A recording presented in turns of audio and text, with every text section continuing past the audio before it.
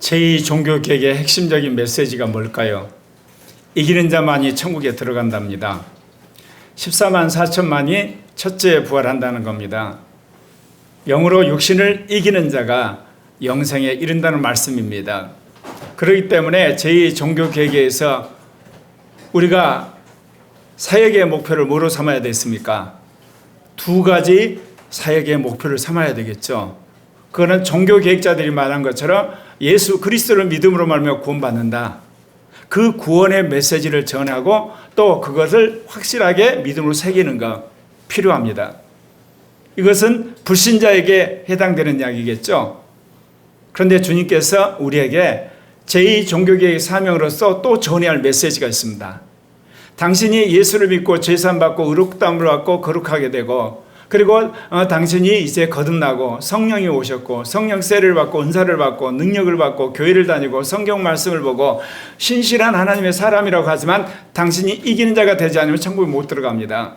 당신이 택한 자가 아니면 당신은 영생할 수가 없습니다. 당신은 영으로 몸의 육신을 죽이지 않으면 영생할 수가 없습니다. 그렇기 때문에 여러분이 있어서 이제 제2복음은 다른 것이 아니라 나는 죽고 주님이 사느냐 이겁니다. 그리고 정말 모든 환난을 믿음으로 이기는 자가 되었느냐 하는 겁니다.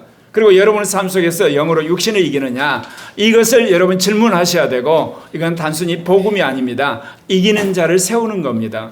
첫째 부활의 사람들로 참여하는 겁니다. 그리고 영으로 육신을 이기는 사람이 되는 겁니다. 제가 이 말씀을 이제 받고 나서 지난 한 주간 동안 되돌아보면서 내가 지난 43년 동안 영적으로 그 다음에 신학적으로 또 개인적으로 모든 분투한 마지막 결론이 이것이구나. 제가 이것을 일찍이 예전에 깨닫기는 했지만 내가 이기는 자가 되고 내가 첫째 부활이 되고 내가 영으로 육신을 이기는 사람이 되지 않을 때는 여러분들에게 담대하게 이기는 자가 되란 말을 못한 거예요. 14만 4천에 들어가란 말도 못하고 영으로 육신을 죽이세요 말도 못하고 더더욱 뭐냐 저는 어떤 착각을 했냐면 예수를 믿고 거듭나고 하나님 자녀가 되는 사람들 대부분은 알아서 이기는 자의 메시지를 전하고 첫째 부활의 메시지를 전하고 성령 충만한 메시지를 전하고 정말 주님 안에 거룩하게 하는 메시지를 전하면 저는 회개할 줄 알았어요. 결단할 줄 알았어요. 그리고 자기 잘못 돌아볼 줄 알았어요. 그게 아니란 것을 제가 30년 목회하면서 확실하게 결론을 내렸어요. 그러면 뭐가 이제 바뀌자는 거냐? 저의 목회뿐만 아니라 우리의 태도가 완전히 바뀌어야 됩니다. 예, 저 보시죠. 자, 여러분 저기 보시면 알겠지만 영으로 몸의 행실을 죽여서 이기는 자가 되기까지 언제든지 여러분은 지옥 갈 수 있습니다. 제가 이 결론을 내리기까지 43년의 세월이 흘렀어요. 이거 잘못 전하게 되면 엄청난 공격을 당하잖아요. 그리고 또 나를 이단이라는 사람들이 이루 말할 수 없이 많거든요. 근데 저거를 수십 년 동안 제가 성경을 통해서 영의 말씀을 통해서 교회사를 통해서 그리고 수많은 사람의 사역을 보면서 결론을 확실하게 내렸어요.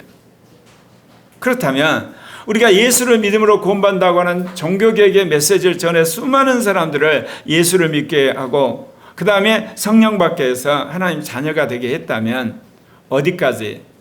영으로 몸의 행실을 죽임으로 주님이 택한 자라고 영으로 이기는 자라고 그리고 정말 성령께서 우리를 거룩한 자라고 인정하기 전까지 본인이 어떤 삶을 살아야 되겠어요? 죄와 피 흘리기까지 싸워야 돼요.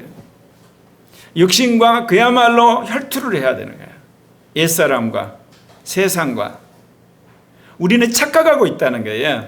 뭐냐, 내가 예수를 믿고 구원받았으니까 기존의 교회가 말하는 교리에 세뇌돼가지고 죄를 버젓이 짓는데도 불륜을 저진데 천국 갈 거라고 착각하는 장로, 자기 멋대로 신앙생활하는 데 불구하고 나는 영생 얻었다고 하는 착각에 빠진 사람들, 그리고 자기 고집대로 사는 데 불구하고 나는 마지막 부활할 거라고 착각을 하고 있다는 겁니다. 성경 어디를 봐도 그게 없어요. 네. 약속을 한 것이 한마디로 마지막 보증은 누구에게? 택한 자에게만, 이기는 자에게만. 그리고 14만 4천의 천사들의 도장을 받은 자에게만 하나님이 지켜준다는 견의를 하고 있다는 거예요. 제가 이 말씀을 마지막 확정을 지면서 지난 세월을 돌아보면서 정말 내가 나름대로 목회를 열심히 한다고 했지만 우리 교인들은 물론이고 수많은 사람들에게 명확하게 말하지 않았구나.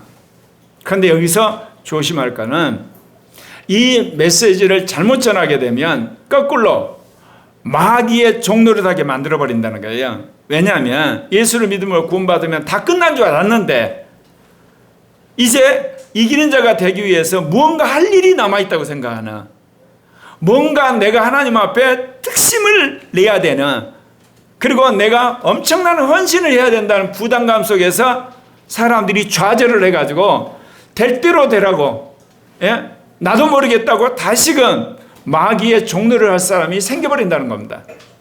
안 그렇겠습니까? 예수를 믿어서 구원받는 거 너무 쉽잖아. 그랬는데 덜커덕 이 말씀을 받고 나니까 너무 부담이 되는 거예요.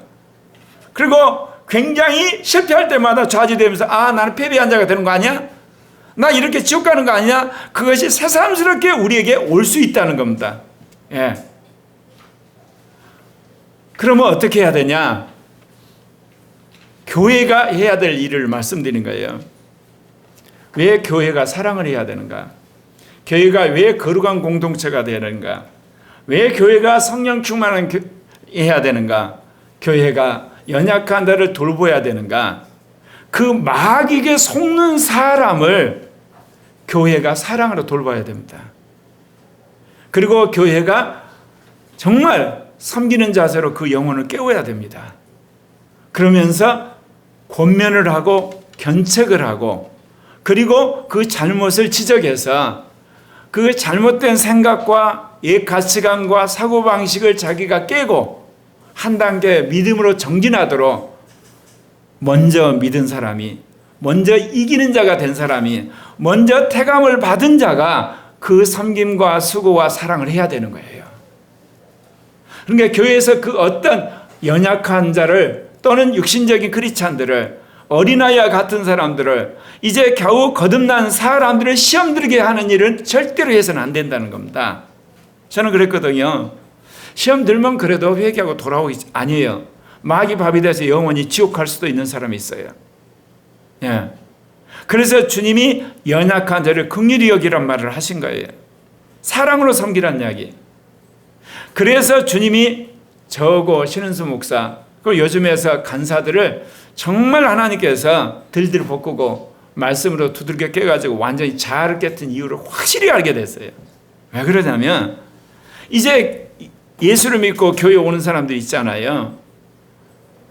천국의 확신도 별로 없잖아요. 구원이 그렇게 귀한 것인지 잘 모르잖아요. 성령을 받았지만 희미하잖아요. 그리고 세상이 너무 좋았잖아요. 육신적인 쾌락, 죄를 져도 별로 벼락 맞을 같은 자기 경험이 별로 없잖아요.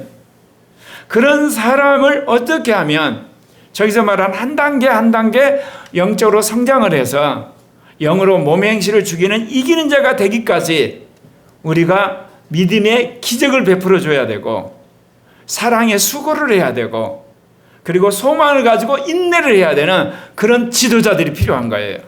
이게. 그래서 하나님께서 우리 교회에 무슨 이게 열심히 뭐 바자일을 해라, 무슨 선교 활동을 해라, 그리고 열심히 흔히들 말하는 나라를 위해서 가서 투쟁을 해라, 전도를 많이 해오라, 그리고 예배당을 짓기 위해서 돈을 많이 내라, 그리고 밤새도록 철야해서 정말 능력 있는 교회가 되라는 이야기 안 하신 이유가 있어요. 그거는 뭐냐? 교회 목회자와 이 간사들, 집사들, 핵심적인 사람들이 이기는 자가 되라는 거예요. 첫째 부활한 자가 되라는 거예요. 성화된 자가 되라는 거예요. 왜? 이게 되지 않고 우리가 배운 모든 말씀은 물거품이 돼요. 구호가 돼버려요. 그리고 그건 하나의 지식에 불과한 자가 돼요. 왜냐하면 교회에 오는 연약한 자를 돌볼 자가 있어야 되잖아요. 육신적인 사람을 그걸 깨닫게 해줄 자가 필요하잖아요. 자기는 예수 믿고 성령 받았으니까 구원 문제가 다 끝났다고 착각하는 사람을 어떻게 하면 온유하게 경책해서 깨닫게 해줘야 되잖아요. 그리고 그 모범을 보여줘야 되잖아요. 그러면 그 지도자가 있어야 되는 거예요. 교리가 있는 것이 중요한 게 아니에요.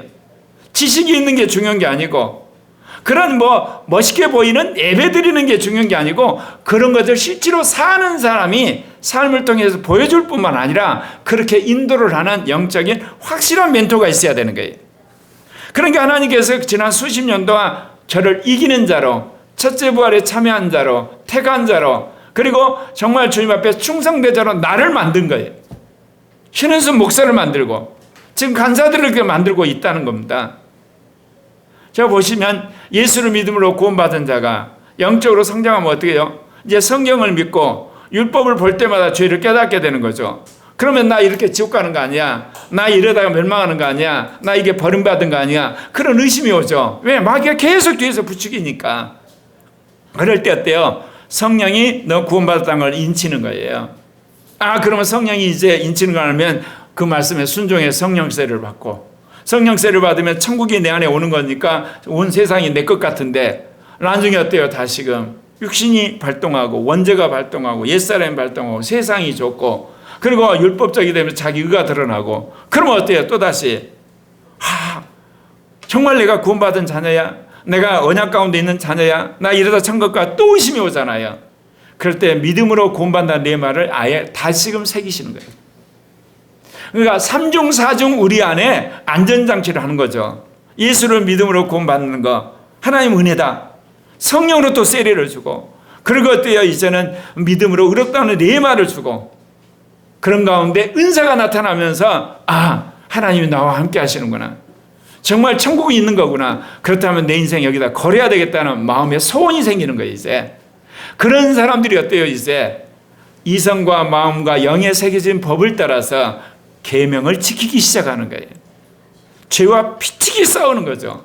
아까 어찌하든지 멀리하게 되는 거고, 거짓은 말할 것도 없고, 육신의 정욕은 안목의 정욕, 세상과 싸우는, 그야말로 영적인 전투를 안에서 그리고 밖에서 하게 되는 거예요.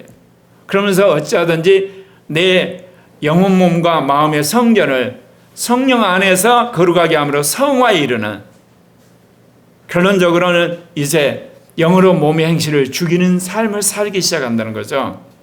제가 살아보니까 알겠어요. 그러면서 저 자신이 이제 이 부분에서 명확하게 형제자매들에게 전해야 되겠다. 그런데 이 말을 전할 때도 온유함으로 하셔야 돼요. 겸손함으로 하셔야 되고 사랑으로 하셔야 돼요. 그리고 여러분이 정말 모범을 보이면서 하셔야 돼요. 왜 그러냐면 마귀가 이거를 가지고 끄집어당겨요.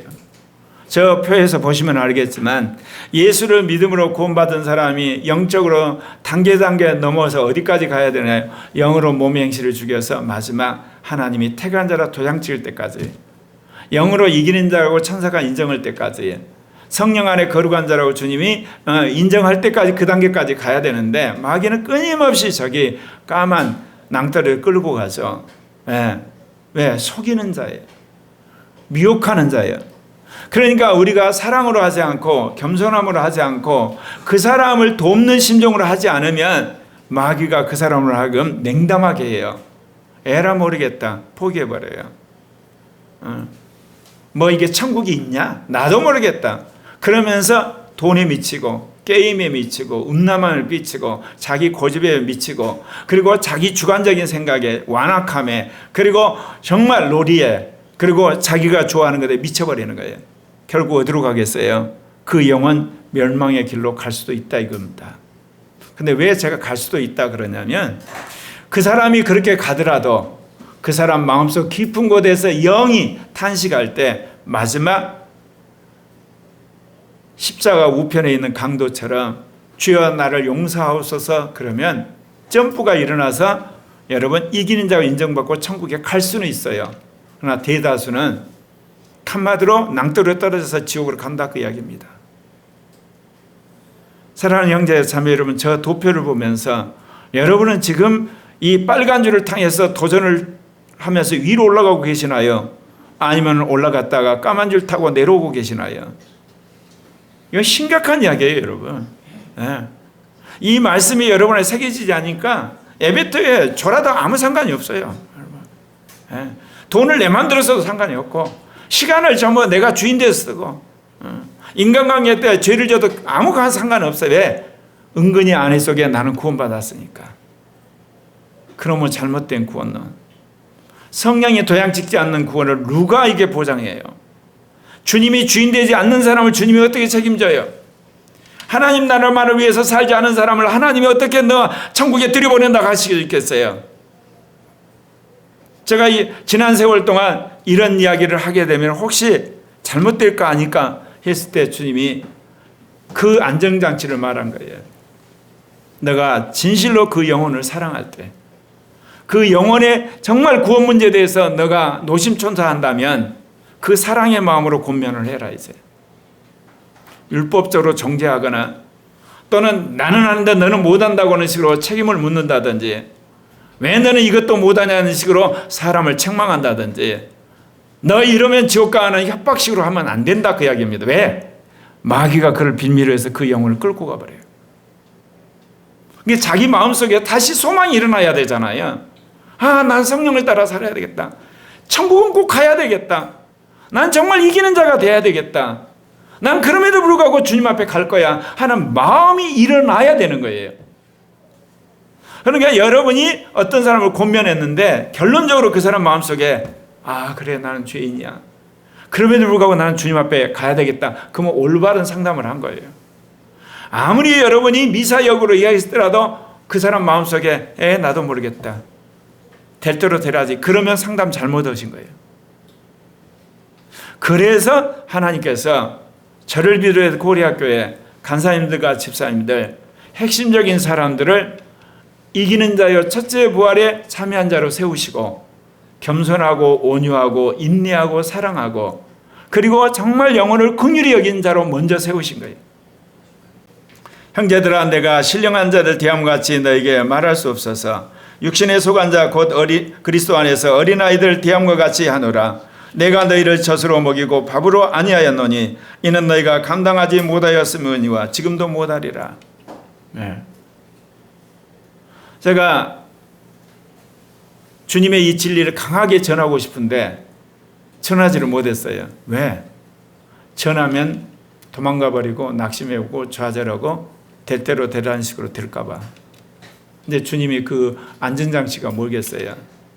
어린아이에 맞게, 눈높이에 맞게 여러분이 말씀을 전하고 기도를 해주고 사랑을 베풀고 기다려주고 긍휼히 여기는 그런 목회를 하셔야만 되는 거예요. 히브리서 5장 13절에도 그래요. 이는 젖을 먹는 자마다 어린아이니 의의 말씀을 경험하지 못한 자요.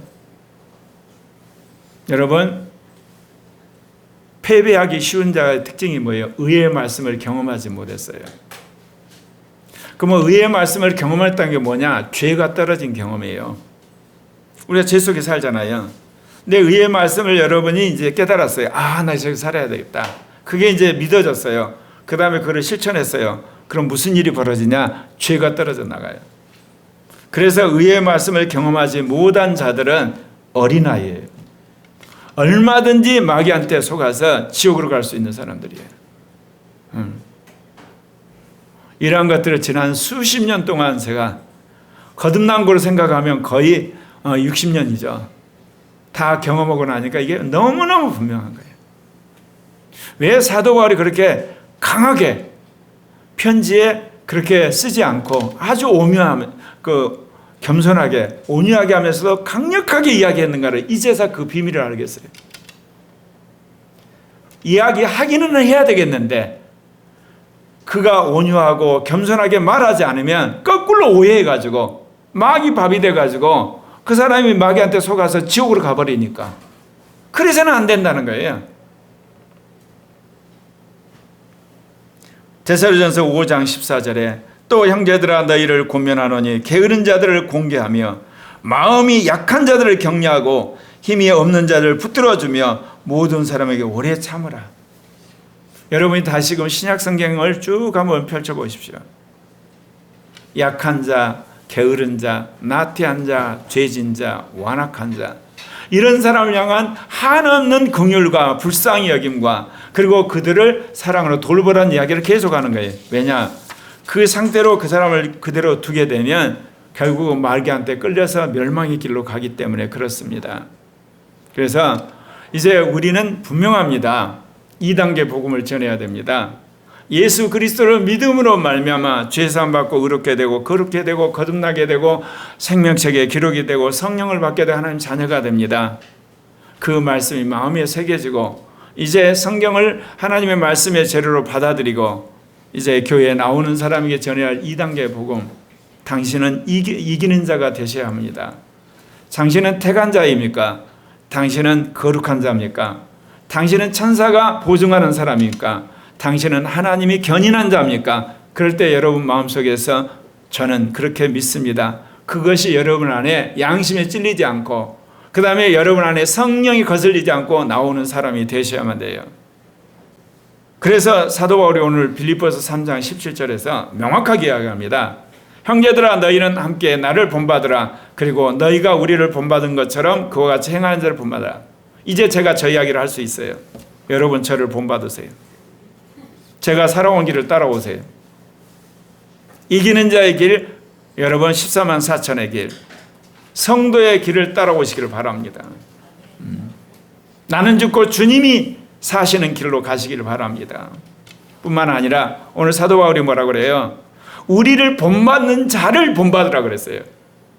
그러니까 빌립보 교인들이 본받을 자가 여러분 두 사람 있었죠. 하나는 뭐예요? 사도 바울이에요.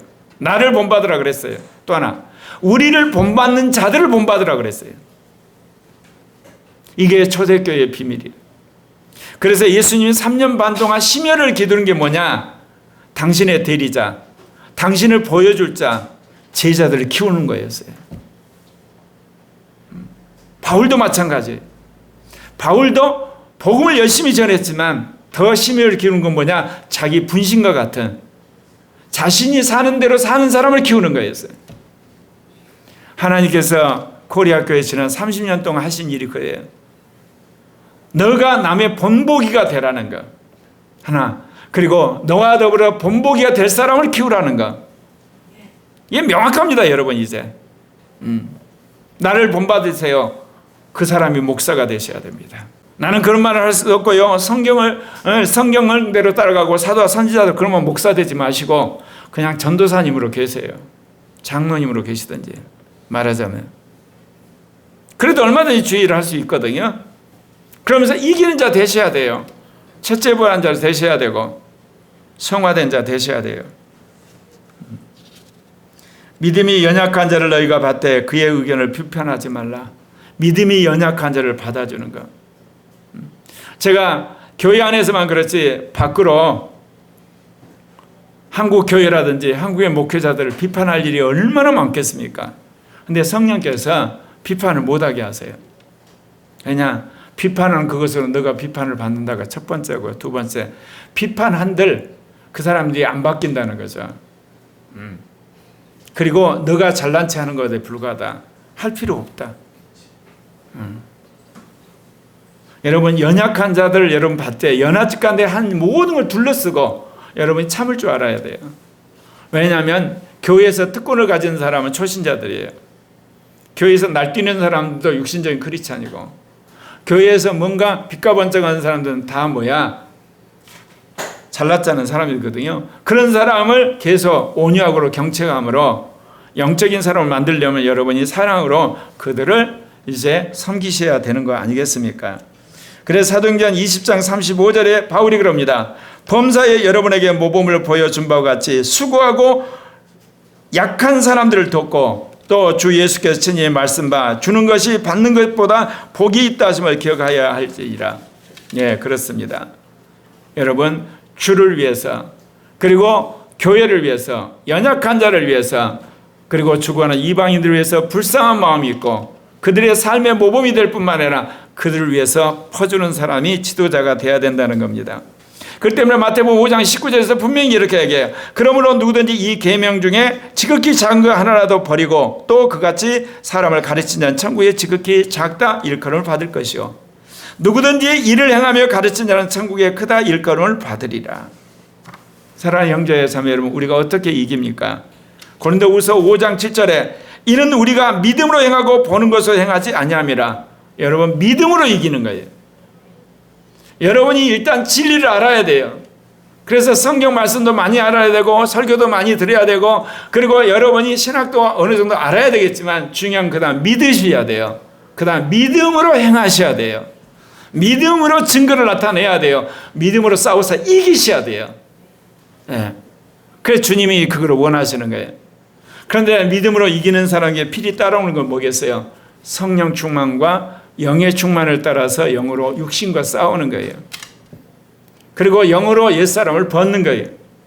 그리고 영으로 여러분 율법을 못 받고 영의 법으로 사는 거예요. 영으로 세상에 있는 걸 분별하고 싸우는 사람이 되는 겁니다.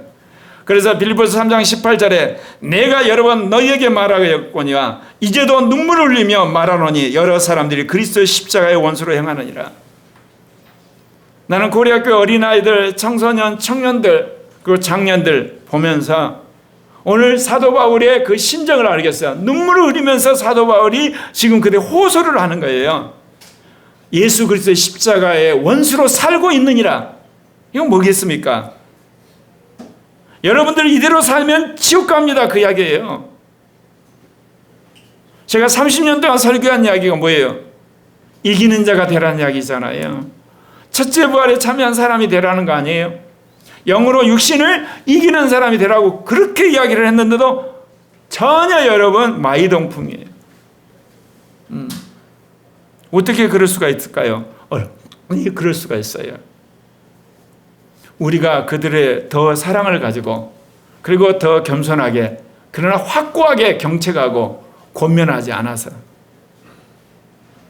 당신이 이렇게 가면 당신은 패배자가 되어서 지옥 갑니다. 그걸 분명히 전달해 주지 않아서, 당신은 이렇게 되면 나중에 마귀의 밥이 돼서 당신은 멸망합니다 이야기를 안 해줘서.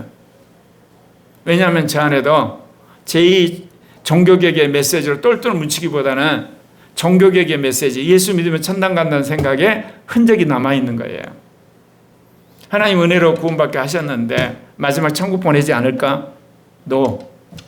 이제는 직접 그 사람이 이기는 자가 되고 첫째 부활에 참여한다고 정말 하나님이 기뻐하는 자가 되고 신령한 자가 되겠다는 자기 정체성이 안에 생겨나야 돼요. 이게 자기 안에. 누가 이야기해 주는 게 아니고 자기 안에. 그러지 않으면 그런 이기는 자가 될 수가 없는 거예요. 이겼는데 자기가 이기는 자를 모른다. 말이 안 되잖아요. 졸업을 했는데 졸업장을 안 받았다. 예를 들면 입사를 했는데 회사가 어디 있는지 모른다. 합격했는데 합격증을 안 받았다. 알게 돼 있다는 거예요. 합격한 사람 합격증 받고, 입사한 사람은 출근을 하게 되는 거고, 졸업한 사람은 졸업장 받아서 학위를 받게 돼 있어요.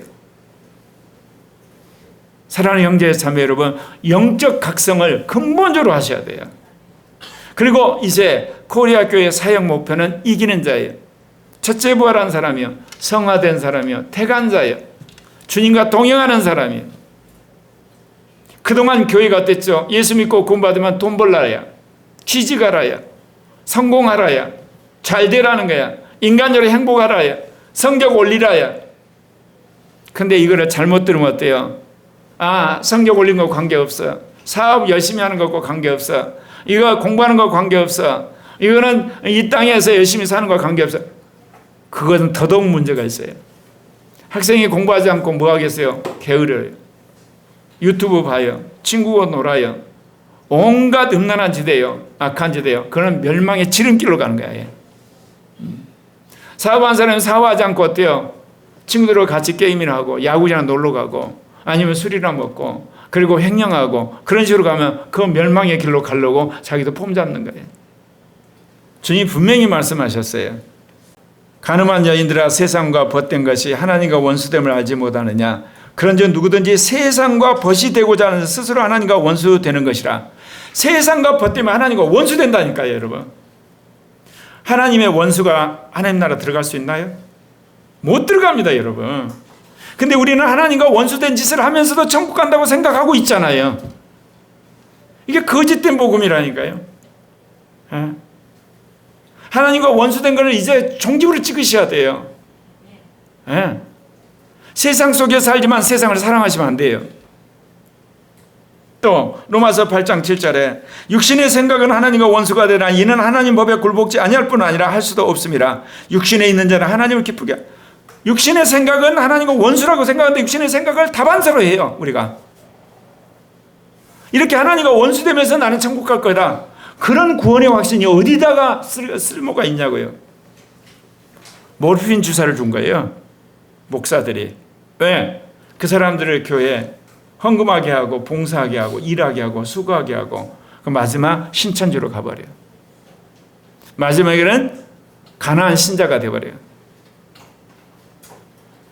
마지막에 이상한 집단으로 가는 거예요. 사랑하는 형제 자매 여러분, 이제 주의 진리는 명확하게 드러났어요. 사도 바울이 눈물을 흘리며 말하니 여러 사람들이 그리스도의 십자가의 원수도 행하느니라. 그리스도의 십자가에 순종하는 것이 아니라 그리스도의 십자가의 원수로 가는 것은 멸망으로 간다, 그 이야기입니다. 디모데전서 1장 19절 20절에도 그런 이야기가 있어요. 믿음과 착한 양심을 가지라. 어떤 이들은 이 양심을 버렸고 그 믿음에 관하여 파산하였느니라. 그 가운데 후메네와 알렉산더가 있으니 내가 사단에게 내준 것은 그들의 훈계를 받아 신성을 모두 가지 못하게 하려 함이라. 믿음과 여러분 착한 양심에서 파산한 자, 멸망한 자를 교회에서 쫓아내버렸다는 거예요. 이게 분명하다 그러면 쫓아내야 되는 거예요. 빌립보서 3장 19절에 이제 십자가의 원수로 행하는 자들이 어떤 사람이냐, 그들의 마침은 멸망이다. 지옥불에 들어간다는 이야기입니다. 이게 그들의 하나님은 뭐냐? 배요. 배부름. 오늘 이 시대 사람들이 배부르잖아요. 편하잖아요. 여행 다니고 놀고 먹고 마시고 그게 인생 전부야. 내가 은퇴하는 목사님들이나 장로님들, 권사님들 보면서 한심할 때가 많아. 이제 정말 주의 일을 할 때가 왔거든요. 왜냐, 은퇴했기 때문에 터치받을 게 하나도 없거든요. 그러면 자기 인생 가운데 제일 주를 위해서 열심히 일할 때 놀러 다녀. 육신적으로 즐겨. 이제 왜 그러냐? 주를 섬기는 것이 일종의 의무였다는 거야. 그러면 지금까지 뭐로 섬겼냐? 주로 돈으로 섬겼죠. 자기 시간으로 섬겼고. 그런데 이제 은퇴하고 나니까 돈이 없잖아요. 자기 생활에. 누가 돈 갖고 섬기라고 그랬냐고. 누가 시간 갖고 섬기라고 그랬냐고. 달란트. 필요하기는 하지만 제일 중요한 거는 믿음으로 섬기는 거예요. 성령으로 섬기고 말씀으로 섬기고. 그런 차원에서 보면 은퇴한 사람이 더 탁월한 거예요.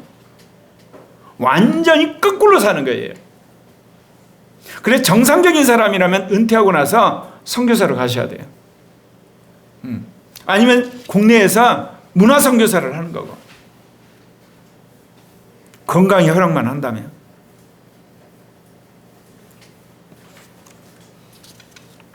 베드로전서 4장 3절에 너희가 음란과 정욕과 술 취함과 방탕과 향락과 무법한 우상 숭배를 하여 이방인의 뜻을 따라 행한 것은 지나간 때로 족하다. 이제는 너희들이 거기서 나와서 거룩함과 신실함과 온전함과 사랑 가운데 살으라고 이야기하는 거예요. 왜? 하나님의 자녀이기 때문에. 더 이상 마귀가 좋아하는 멸망의 문화 속에 있어서는 아니 된다는 거예요. 그런 가치관 깨라는 거예요. 그런 생활태도 깨라는 거예요. 나 우리 청년들을 보면서 내가 교육을 잘못했고 간사님들이 잘못한 거지. 그러나 너무너무 완고해. 육신적이고 완악해. 근본적인 회개를 해야 되거든요. 은사 났다 그거 아무 소용없어요. 얼마든지 지옥 가요. 성령 세례 받아서 마찬가지고 구원의 확신이 있어도 그러고 이기는 자가 돼야지 천국 가는 거예요. 여러분. 택한 자가 돼야 천국 간다니까. 천사가 인정해 천국 가는 거예요. 그러면요 여러분은요 몰라요. 항상 퀘스천 맞고 귀찮아야지. 몰라요. 학생이 열심히 공부했는데 대학 갈 건가 몰라요. 몰라요. 열심히 취직해서 일하고 있는데 월급을 받을지 못 받을지 몰라요. 시험을 봤는데 뭐냐? 이게 합격인지 불합격 몰라요. 그렇게 사시나요? 안 그러잖아요. 교회 합격해야 되잖아. 여러분 수고했으면 월급 받아야 되잖아. 시험 봤으면 여러분 어때요? 통지서 받아야 되잖아. 안 그렇습니까? 열심히 일했으면 메달 따야 되잖아요.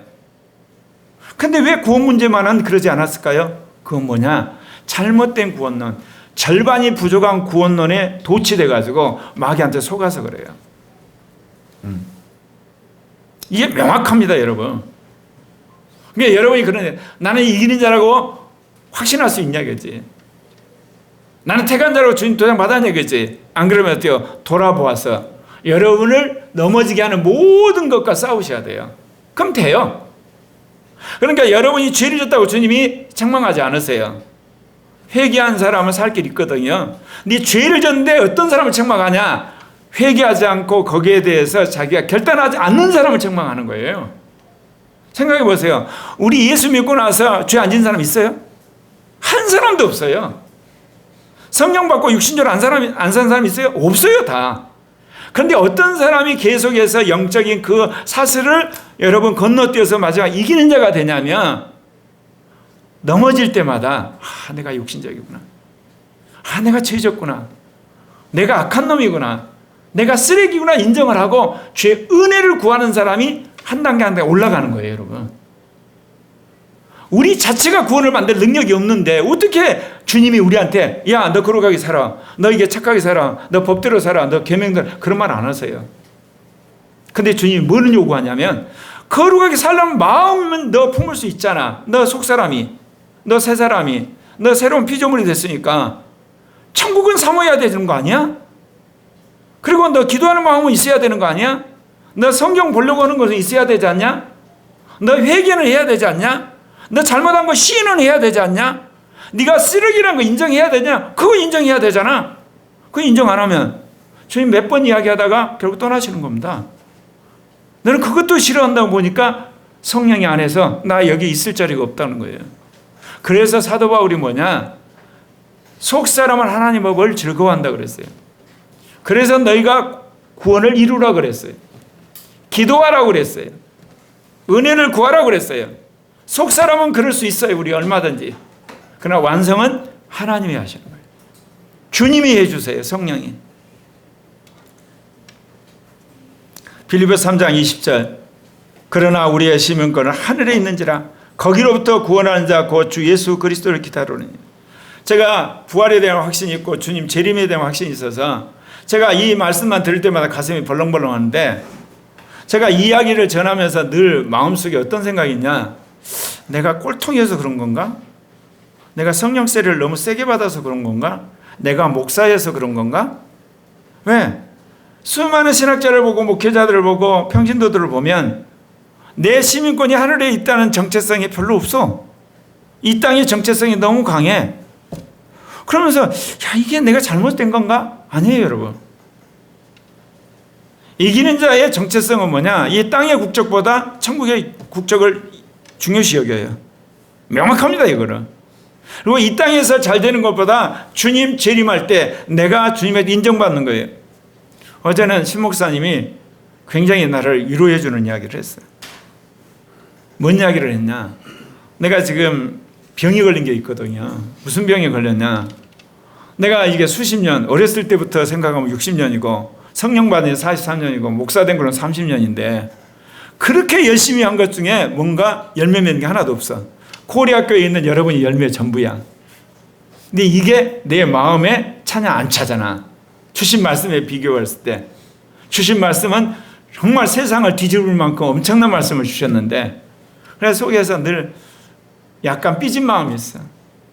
그렇게 수십 년을 일했는데 애게게 그렇게 열심히 했는데 완마 이럴 수가 있어요? 아니 내가 뭐를 잘못했다고 이렇게 뭔가 이렇게 기미도 안 보여? 뭐 기미라도 보여야지. 코리아 교회 30명 그게 전부요? 이럴 수가 있나요? 그 마음이 안에 있는 거야 이제. 어제는 신 목사님이 작심하고 이야기하죠. 당신은 종말에 대한 신학자를 세운 사람이다. 시대를 너무 멀리 가버렸기 때문에 그게 이루어지려면 앞으로 두고두고 오랜 세월이. 그러니까 아마도 당신이 가고 나서 이루어질지도 모른다. 이제는 당신이 받은 말씀, 그 말씀 열심히 퍼뜨리고, 그리고 특별히 그 말씀 퍼뜨리는 것은 우리 오고 간사들과 그리고 장년들과 청년들, 청소년들이 할 거다. 그러니까 당신은 주를 위해서 지금까지 잘 살아왔다. 그러니까 너무 그렇게 낙심하고, 그리고 들들볶지 말고, 그렇게 한마디로 의기소치 말고 지금까지 하던 거 열심히 해라. 그러면서 내가 결단하는 게 있어요. 당대에 이루려고 내가 꿈꿔왔던 걸 다 내려놔야 되겠다. 정말로.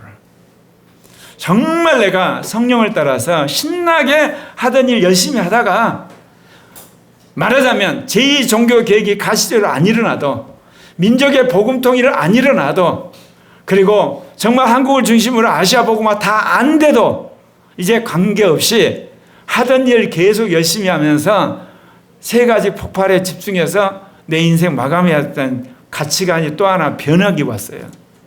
아, 그렇구나. 나는 선각자로서, 선지자적 사명으로서, 개혁자로서 주신 신학 정립하고 모델 만들고, 그 다음에 그런 루틴 만들고, 그런 이제 영적인 그런 채널 이야기하고, 그런 핵심적인 사람 만드는 일 열심히 하고, 주님이 허락하시면 한국교회도 개혁하고 민족 복음통일도 하고 아시아 교회 개혁도 하지만 그건 내려놓자 했더니 마음이 너무너무 편한 거예요. 네. 무슨 이야기인지 이해가세요? 이제 이긴 자로 주님 도장 찍으신 것 같아요.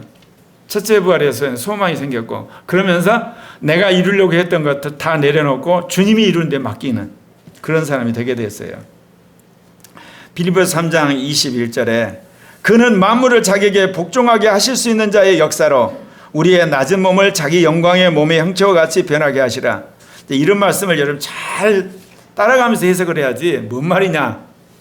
만물을 자기에게 복종하게 하실 수 있는 자가 하나님이세요. 하나님의 역사로 말미암아 예수님이 부활을 했거든요. 그러니까 만물을 자기에게 복종하는 그 하나님의 역사가 예수 그리스도를 통해서 이루어짐으로 우리가 부활한다, 그 이야기예요. 예. 예수님 부활하듯이 우리도 이제 부활하게 될 거다는 거죠. 그걸 소망으로 살아라는 거예요. 사랑하는 형제 자매 여러분, 여러분의 삶의 부활이 뭡니까? 돈 많이 버는 거예요? 출세하는 거예요? 인기 끄는 거예요? 교회 커지는 거예요? 아니에요, 여러분. 이기는 자야.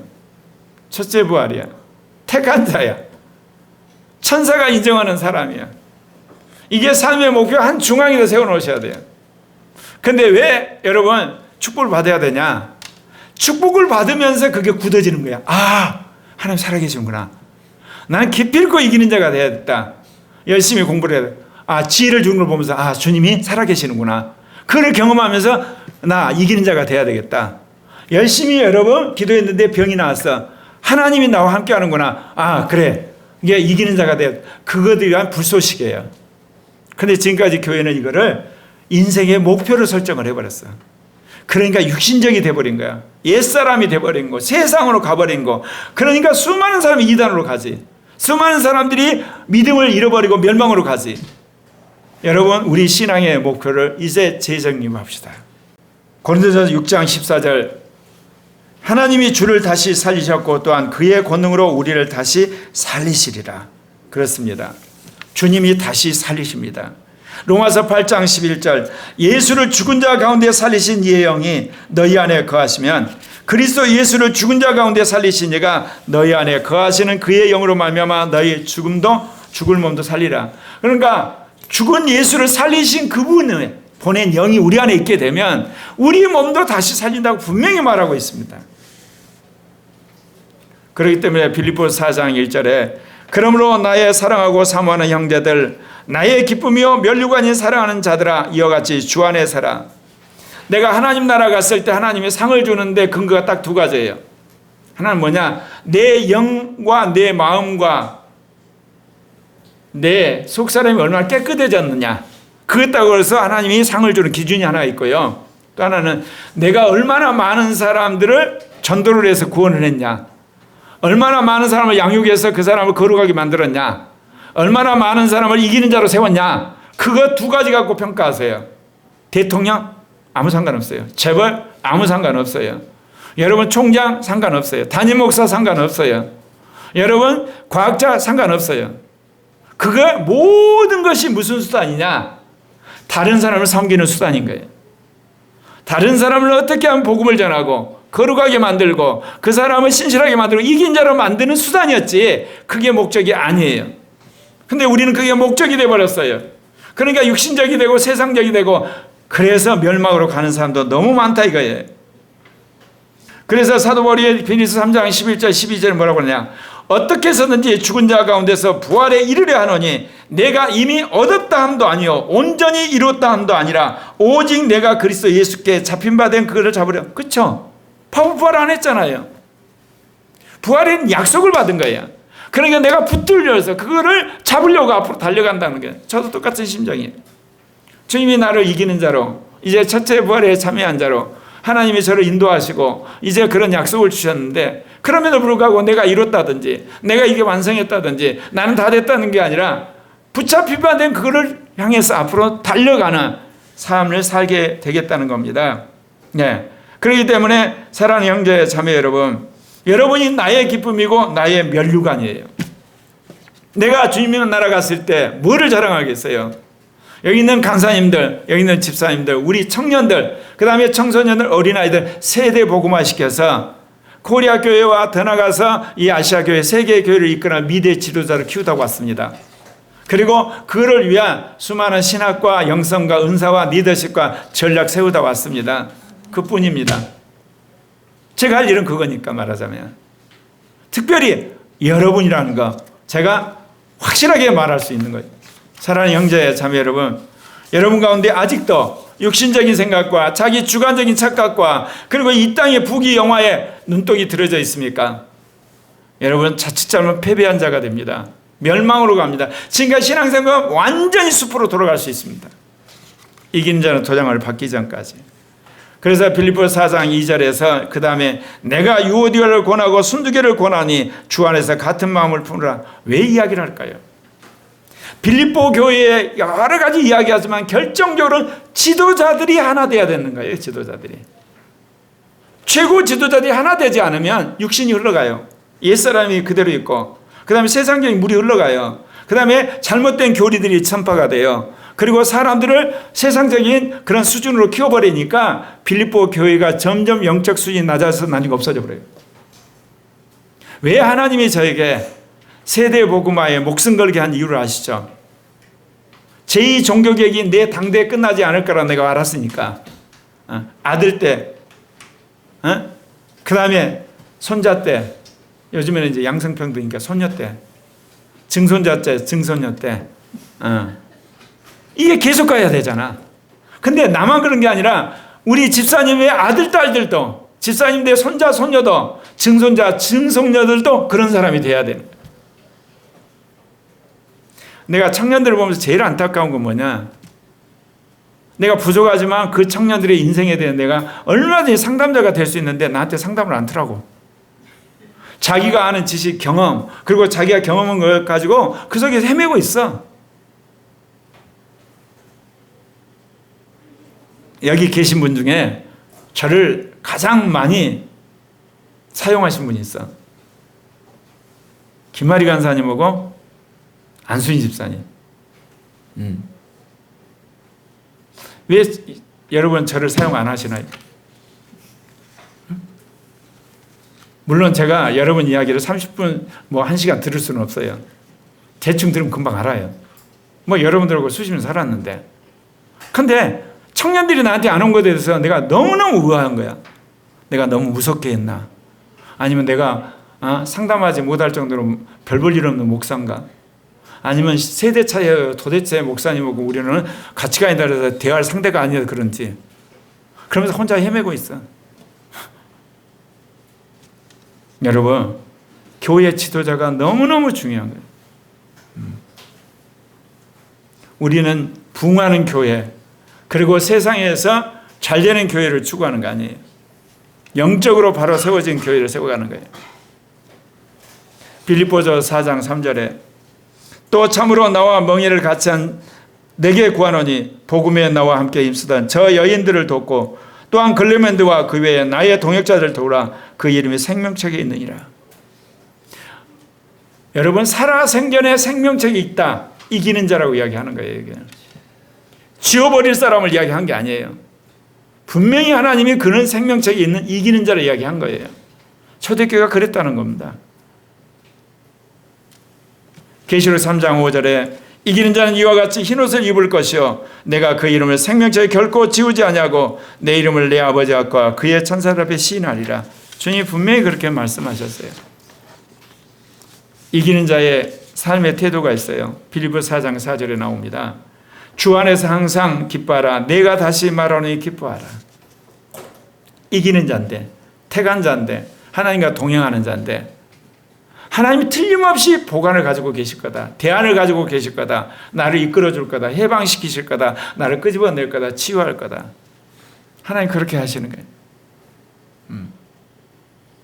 사랑하는 형제자매, 무슨 일이 터지더라도 주님 앞에 그렇게 순종하는 여러분 되시기를 바랍니다. 이번 주간에 저희 어머니가 이제 수술을 하셨거든요. 난생 처음 제가 병원에 가서 8시간 보호자 된 적이 처음이에요. 딱 앉아가지고 앞에 TV 보이는 거 듣기 싫은 뉴스 나오니까 옆으로 피해가지고 기도를 하는데 기도도 잘 안 되고 그러다 뉴스 좀 보려다가 또 그것도 그만두고 또 기도하다가 그렇게 8시간 보호자가 됐는지 아니면 벌쓰고 왔는지 하여튼 그래서 우리 어머니 수술 잘 끝났어요. 자, 요즘에 그런 일 잘 터져요.